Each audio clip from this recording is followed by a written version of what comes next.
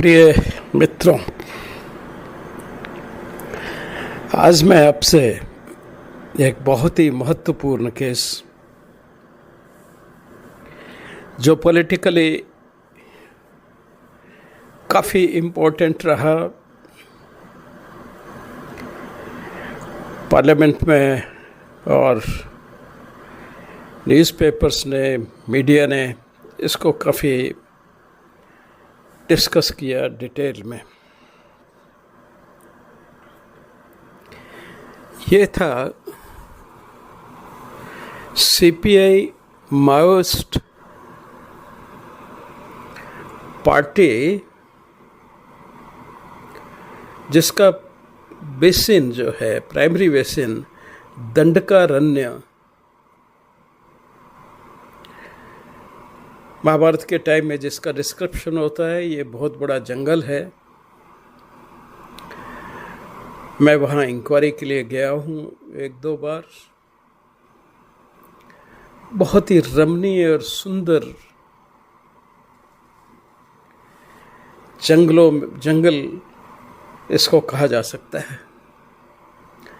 ये छत्तीसगढ़, महाराष्ट्र, मध्य प्रदेश, बिहार और आपका जो बिहार में से कट के नया स्टेट बना है,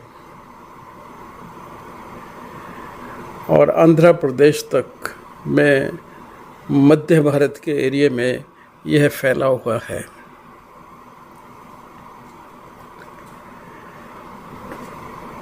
कालांतर में ये ऋषि मुनियों की जगह थी।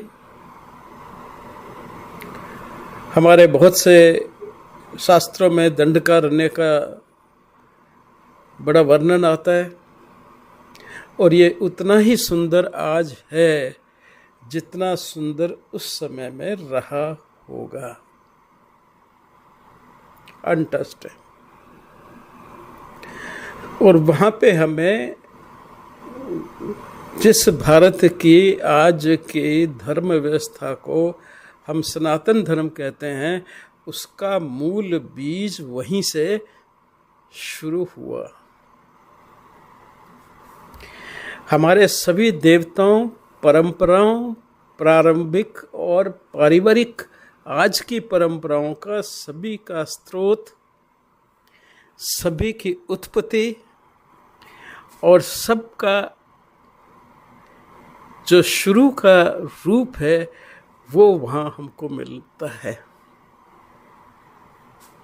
शिव जी और शक्ति के वहाँ के आदिवासी विशेष पुजारी हैं, और जितनी हमारी पारिवारिक मान्यताएं हैं, उन सब को वो हमसे ज़्यादा संगठित और सत्य रूप में उसको मानते हैं। इसलिए मैं हमेशा उनको आदि सनातनी कहता हूँ।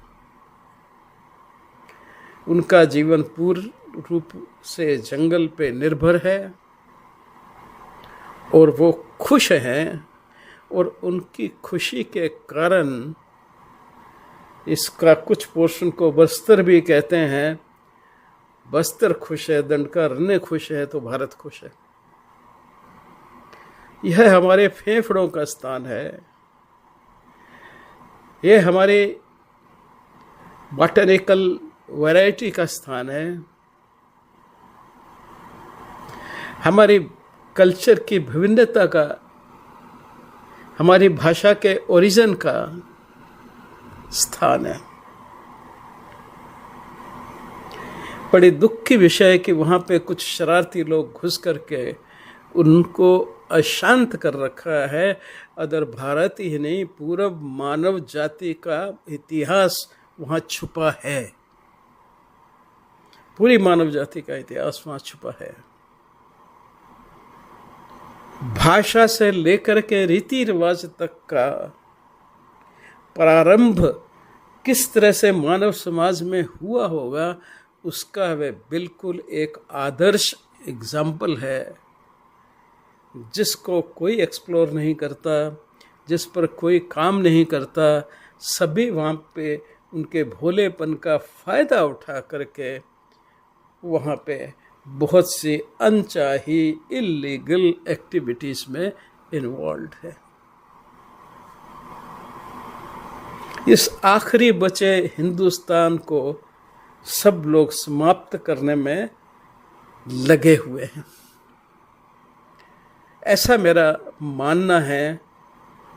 जब मैंने वहाँ स्वयं जाके 4-5 दिन रहा, एक टीम के साथ में, और लोगों से इंटरेक्शन किया और शासन को देखा कि किस रूप से वहाँ पे काम कर रहा है, और उन लोगों को भी देखा जो वहाँ की पीस को, शांति को भंग करने में और उनको मिसडायरेक्शन देने में व्यस्त है। ये बहुत दुख का विषय है। तुम नौजवान हो, कुछ करो, सोचो। वह एक बहुत अच्छी जगह है। मैं अगर जीवन में आज से 40 साल या 50 साल पहले दंडकारण्य में गया होता तो शायद मैं वहीं बस जाता।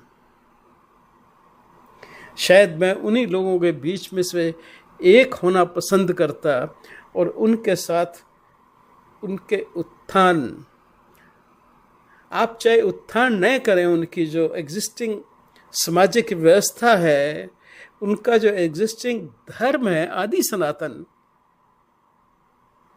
उसको मैं निश्चित रूप से प्रिजर्व करने की कोशिश करता। खैर, आज का केस उन्हीं जगहों से संबंधित है।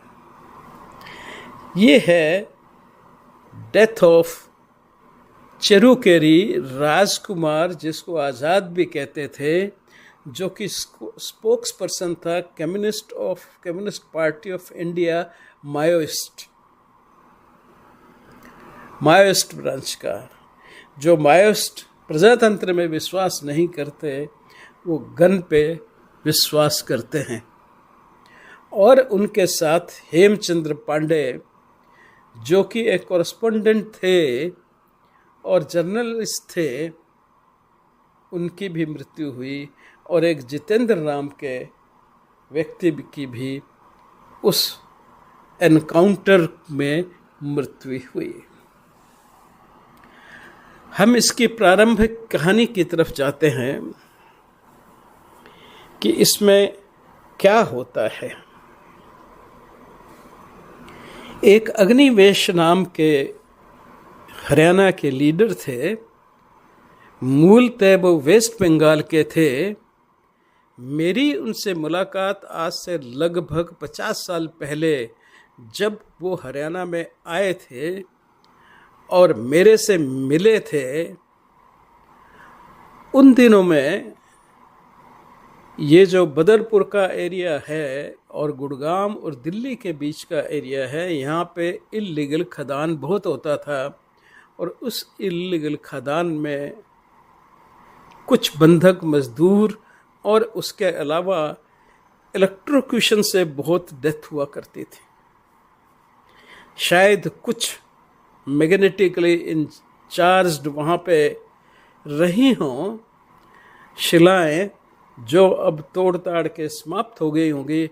उनके कारण उस एरिया में इलेक्ट्रिकल डिस्चार्ज बहुत होता था, बिजली बहुत गिरा करती थी। उसी संबंध में ये मेरे से मिलने आए। इन्होंने अपना निर्णय, अपना नाम अग्निवेश बताया, अपने को दयानंद सरस्वती का शिष्य बताया, और वो अपना कार्यक्षेत्र हरियाणा में करेंगे। इस तरह से मुझे उन्होंने अपना इंट्रोडक्शन दिया। उस वक्त वो काफ़ी यंग थे, मेरी तरह ही, मेरे से कोई 5, 7, 10 साल बड़े होंगे। थोड़े समय के लिए हमारी मित्रता भी रही, क्योंकि वो मेरे पास बार बार आते रहे। क्योंकि अंततः सारे के सारे जो केसेज होते थे वो मेडिको लीगल होते थे, और उस वक्त क्योंकि क्लिनिकल साइड भी हम ही देखते थे, तो मेरे पास एग्जामिनेशन के लिए आते थे। और मैं डेटा को कलेक्ट करने में बहुत ज़्यादा विश्वास करता था, और इसलिए उनको वो डेटा मिल जाता था। वो गवर्नमेंट की परमिशन लेके भी आते थे। तो इसलिए मुझे कोई दिखाने में, बताने में कोई किसी तरह की हिचक नहीं हुआ करती थी। वो हमेशा डीसी के किसी का पत्र लेके आते थे कि इनको ये इन्फॉर्मेशन दे दी जाए। कुछ दिन तक हमारी अच्छी जान पहचान रही। उसके बाद समय के साथ में वो पॉलिटिक्स में चले गए, मैं अपने सब्जेक्ट में रहता रहा और हमारा संपर्क समाप्त ख़त्म हो गया। लेकिन हाँ, मेरे को नाम से वो हमेशा जानते रहे और कभी मिले तो उन्होंने ज़रूर पहचाना। जब ये चरम सीमा पे थी, चरोकरी राजकुमार उर्फ आज़ाद का टेररिज्म कह दीजिए या कुछ भी कह दीजिए, एक्टिविटीज़ कह दीजिए, उस वक्त अग्निवेश जी उस वक्त के होम मिनिस्टर जो पी चिदम्बरम थे उनसे मिले और दोनों के बीच में ये तय हुआ कि वह एक होम मिनिस्टर का पत्र लेकर के चिरुकरी राजकुमार के साथ मिलेंगे और पीस नेगोशिएशन होगा और अग्निवेश इस पीस नेगोशिएटर की तरह उनसे काम करेंगे। यह वो पत्र लेकर के इन्होंने चिरुकरी से मुलाकात करने का इरादा बनाया। मुलाकात के लिए नागपुर की जो सिटी है वहीं पे एक सहदेव नाम व्यक्ति के थ्रू इनका मिलने का प्लान निश्चित हुआ। यह पत्र लेकर के गए। ये वहीं जाना चाहते थे जहाँ पे चिरुकरी थे और नागपुर में शायद सहदेव की सहायता से उनसे डिस्कस करने का या मिलने का प्रोग्राम होगा। उसी दौरान चिरुकरी ने काफ़ी शर्तें रखी जो सब मैंने यहाँ पे दी हुई हैं। उनको डेट वाइज मैं आपको बताऊंगा कि पहले एक हफ्ते तक दोनों तरफ से, गवर्नमेंट की तरफ से और माओइस्ट की तरफ से सीज फायर होगा और उसके बाद में चिरुकरी राजकुमार को टॉक्स के लिए गवर्नमेंट इनविटेशन भेजेगी। ऐसा तय था। इधर जब अग्निवेश उस पत्र के साथ जा रहे थे तो यह उसी दंडकारण्य में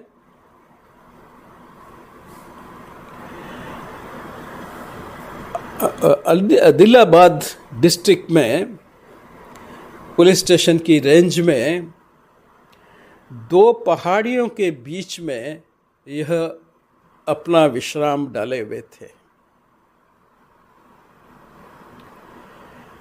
इनके साथ हेमचंद्र पांडे वो भी वहाँ पे थे और 20 शायद इन्होंने अपनी सुरक्षा के लिए 20 माओइस्ट को महाराष्ट्र से और आंध्र प्रदेश से इंट्रूड करने को कहा था और वो सब भी उसी जगह पे आदिलाबाद के पास पहुंच गए थे।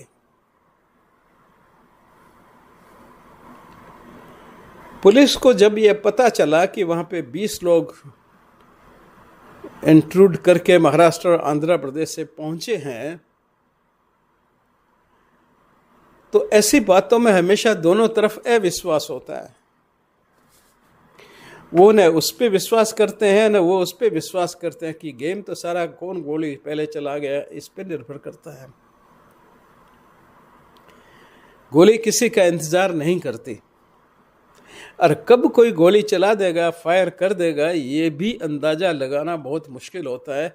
इसलिए ऐसी स्थिति में दोनों पार्टियां हमेशा अपने अपने स्थिति को मजबूत करके चलते हैं। चिरुकरी राजकुमार ने अपनी परिस्थिति मजबूत की 20 अपने मायोइस्ट को बुला करके, और पुलिस ने अपने जत्थे को लेकर के अपनी स्थिति मजबूत की। जब उनको पता चला कि वो दो पहाड़ियों के बीच में, दो हिलोक के बीच में अपना डेरा डाले हुए हैं 20 अन्य लोगों के साथ, तो पुलिस कोई रिस्क लेनी नहीं चाहती थी, वो उस तरफ बढ़ी। अब देखिए, ये बड़ा विट्स का गेम होता है। दोनों पार्टियां तैयार हैं, इंटेंशन पीस का है, लेकिन दोनों फिर भी आपस की अपनी तैयारी करके आए। कोई किसी पे विश्वास नहीं करता। ये अविश्वास ही उनके मरने का, पुलिस के और माओइस्ट का या जो भी टेररिस्ट होते हैं, मरने का कारण होता है कि वो दोनों एक दूसरे पे विश्वास नहीं करते। वो पीस की बात कर रहे हैं पर विश्वास नहीं कर रहे हैं। इसमें कौन विश्वासघात कर जाएगा ये किसी को पता नहीं होता। कभी कभी ऐसी सारी व्यवस्था ही एक अपने आप में विश्वासघात होती है। तो वही हुआ। जैसे ही ये उस जगह पे जहां पे वो रुके हुए थे पहुंचे, तो उन्होंने वहां से फायरिंग शुरू कर दी। दोनों हिलोक के बीच में जगह थी, कहीं वो भाग नहीं सकते थे, और पुलिस ने उन सबको मार गिराया जो वहाँ थे, और बाकी के लोग भाग गए। सिर्फ जब पुलिस वहाँ पे पहुँची तो उन लोगों ने 3 बॉडीज वहाँ पे पाई। एक थी राजकुमार, चिरुकरी राजकुमार की, दूसरी हेमचंद्र पांडे जो कॉरेस्पोंडेंट थे, जर्नलिस्ट थे। वो भी शायद पीस टॉक करने के लिए ही गए होंगे, या पीस टॉक में क्या होने वाला है ये पता करने के लिए गए होंगे। तो वो भी चपेट में आ गए। और एक कोई जितेंद्र नाम का आदमी, जिसके बारे में कहीं कोई डिस्कशन नहीं है पूरे उसमें, वो थे। इनकी मृत्यु के बाद में एकदम से साइलेंट आ गया, और वो लोग सब वहाँ से भाग लिए। उन्होंने इन बॉडीज़ को वहाँ से रिकवर किया, और वहाँ नीचे ला कर के मंचार एक जगह थी वहीं आदिलाबाद में डिस्ट्रिक्ट में, वहाँ पे इन्होंने उनका पोस्टमार्टम वगैरह करवाया। पोस्टमार्टम रिपोर्ट बहुत अच्छी लिखी गई। हालांकि वहाँ पे मेडिकल ऑफिसर्स थे, रूटीन मेडिकल ऑफिसर्स थे, पर उन्होंने दोनों बॉडी का बहुत अच्छे से पोस्टमार्टम किया। और फायर आर्म इंजरीज, जो कि एक व्यक्ति को 2 लगी थी और एक को 3, उनका डिस्क्रिप्शन बहुत अच्छा था। इसमें कोई दो राय नहीं। कुल मिलाकर के यह पोस्टमार्टम रिपोर्ट्स बहुत अच्छी थीं और अपने आप में कंप्लीट थीं। दोनों ही पोस्टमार्टम करने वाले जो बोर्ड उन्होंने बनाया 2 लोगों का, वो दोनों सिविल असिस्टेंट सर्जन थे, आंध्र प्रदेश गवर्नमेंट के और आदिलाबाद में ही पोस्टेड थे। इस पोस्टमार्टम होने के बाद में जो एनकाउंटर होने के बाद में जो अग्निवेश की पार्टी थी, उन्होंने एक फैक्ट फाइंडिंग कमेटी का क्रिएशन किया। इस फैक्ट फाइंडिंग कमेटी का, जिसका नाम जो है उन्होंने रखा था डेमोक्रेटिक, उसका नाम इन्होंने डेमोक्रेटिक एनालिसिस ऑर्गेनाइजेशन के नाम से रखा था। इनमें कुछ एक्सपर्ट वहाँ पे 20-21 तारीख को, जुलाई को जाते हैं और जाकर के वहाँ पे एक रिपोर्ट बना के लाते हैं, और जिसमें वो पोस्टमार्टम वुंड्स पे डाउट डालते हुए वो पूरी प्रोसेस पे एक शक और दोबारा से मजिस्ट्रियल इंक्वायरी की रिकमेंडेशन करते हैं। अग्निवेश जी मिलते हैं पी चिदम्बरम से और उनको फाइंडिंग से अवगत करवाते हैं, जिस कमेटी ने, फैक्ट्स फाइंडिंग कमेटी ने वहाँ पे फैक्ट्स को एग्जामिन किया था। उन्होंने एक मजिस्ट्रेट के इंक्वायरी शुरू कर दी, लेकिन मजिस्ट्रेट की सिर्फ एक ही सुनवाई के बाद आंध्र प्रदेश के डीजीपी ने ये डिक्लेयर कर दिया कि यह एनकाउंटर एब्सोल्युटली जेन्युइन था, इसलिए आगे बढ़ने का कोई पर्पस नहीं था। इधर फिर दोबारा से अग्निवेश जी मिलते रहे हमारे होम मिनिस्टर साहब से, और इन दोनों की करीब 6 मुलाकातें हुई, जिसमें वो जुडिशियल कमीशन तक की बात करते रहे कि जुडिशियल कमीशन जो है इस बात को एग्जामिन करे। इसी सब में जब चल रहा था तो उन्होंने फाइनली सुप्रीम कोर्ट में पिटीशन डाला, जिसमें एक तो जो फैक्ट फाइंडिंग कमेटी उन्होंने भेजी थी उसकी रिपोर्ट को आधार बनाया, पोस्टमार्टम रिपोर्टों को भी आधार बनाया, और उन सब के आधार पे उन्होंने इसमें जुडिशियल कमीशन की मांग की, और उसमें कहा कि साहब इसमें दोबारा से इंक्वायरी होनी चाहिए। ये एक डिटरमाइंड एनकाउंटर था, डिटरमाइंड कोल्ड ब्लडेड किलिंग थी, बल्कि एक एनकाउंटर नहीं था। इसी बीच यह केस मेरे को रेफर किया गया। ये सारी फाइल्स इंक्लूडिंग पिटीशन, क्योंकि पिटीशन चल रहा है तो वो इन्वेस्टिगेशन बंद नहीं होता, तो वो सारे कागज उन्होंने मेरे पास भेजे। मैंने अपनी एक टीम बनाई जिसमें मैं चेयरमैन था, संजीव लालवानी मेरे सन लाइक जो बच्चा है वो मेरा असिस्टेंट था, अनुपम रैना मेरी असिस्टेंट थी, और ताबिन मिर्लो को मैंने अपने साथ लिया। सारे कपड़े वगैरह जो वहाँ रिकवर हुए थे उनकी एफएसएल ने डिटेल्ड पहचान की थी, लेकिन due to lack of knowledge of anatomy उसका दोबारा से एग्जामिनेशन करवाना पुलिस ने बिल्कुल सही समझा, जो सही डिसीजन था, क्योंकि जो गोलियां उनको लगी थी, एक को 2 और एक को 3, उन सब का पूरा रास्ता जो उन्होंने तय किया बॉडी के अंदर बाहर निकलने से पहले या बॉडी के अंदर लॉज हो जाने से पहले, उसको ट्रेस करके, और साथ में कपड़ों में एंट्री एग्जिट और उनकी डायरेक्शन से यह बहुत आसान हो जाता है इस बात का पता लगाना कि एनकाउंटर असली है या नकली है।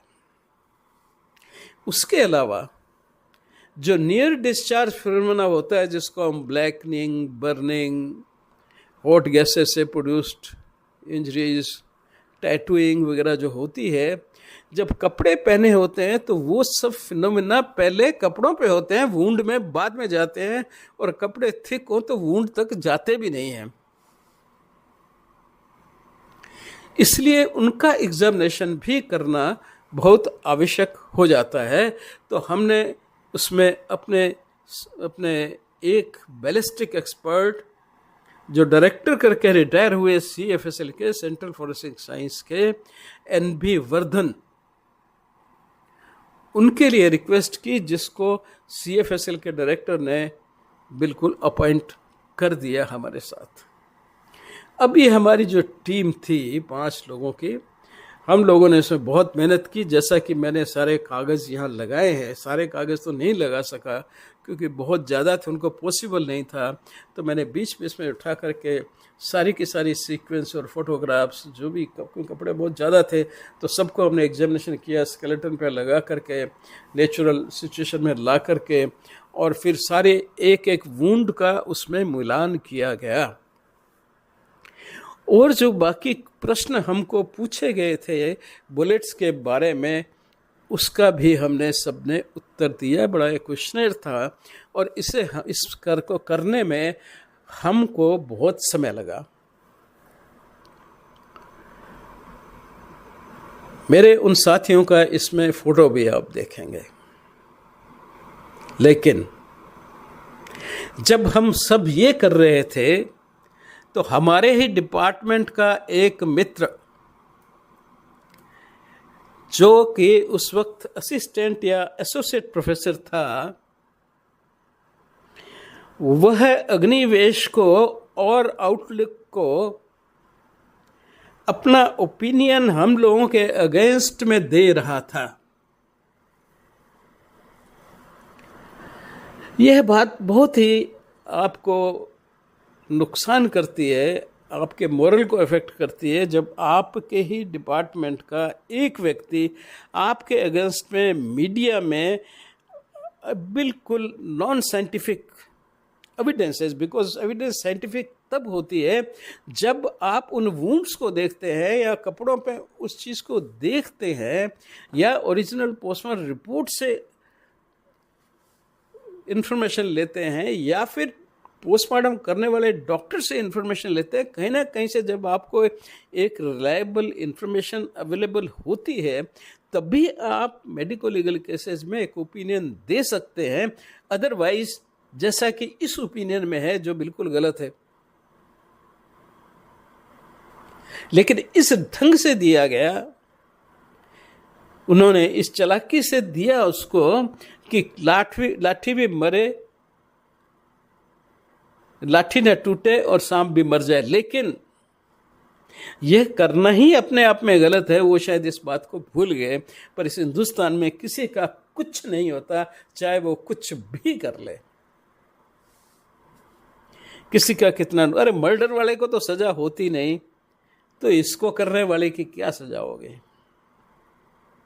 ऐसे घटिया काम को अपने पिता तुल्य बोस के अगेंस्ट में लिखने का, इस तरह से इनडायरेक्टली मीडिया में आउटलुक को स्टेटमेंट देने का, उसका क्या तात्पर्य था बिना परमिशन लिए मुझसे और डायरेक्टर से?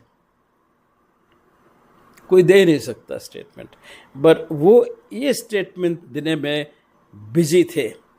उनका नाम है, अनजाने नहीं है वो लोग, डॉक्टर सुधीर गुप्ता, जो उस वक्त असिस्टेंट या एसोसिएट प्रोफेसर रहे होंगे डिपार्टमेंट में, मेरे डिपार्टमेंट में, ठीक है।